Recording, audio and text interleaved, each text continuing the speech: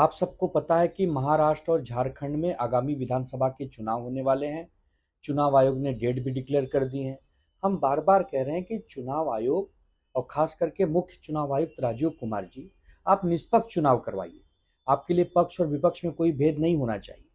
जब झारखंड में महाविकास आघाड़ी यानी इंडिया गठबंधन के नेतृत्व की सरकार है, तो वहां के बीजेपी के शिकायत के बाद वहां के डीजी को, अनुराग गुप्ता जी को आपने पद से हटा दिया और नए डीजी आपने बना भी दिया वहां।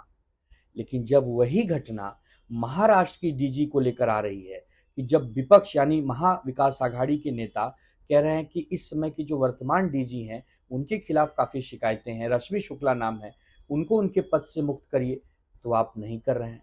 मतलब महाराष्ट्र और झारखंड दोनों ही चुनाव को आप अलग चश्मे से देख रहे हैं। महाराष्ट्र में महायुति की सरकार है, इसके लिए यहाँ के डीजी को आप नहीं हटाएंगे।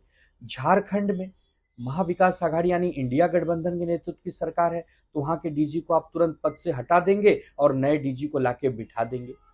ये दोहरी नीति क्यों?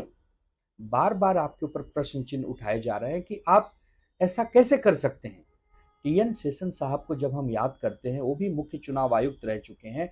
पूरा देश उनका सम्मान करता है। सभी को पता है कि वो प्रधानमंत्री से लेकर और एक नगर सेवक तक के बीच में कोई भेदभाव नहीं करते थे, सभी को समान रूप से देखते थे।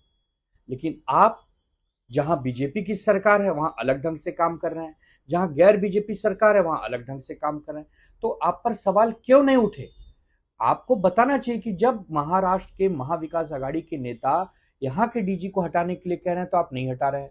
झारखंड के डीजी को जब वहां के बीजेपी के नेता कह रहे हैं तो आप तत्काल हटा दे रहे हैं।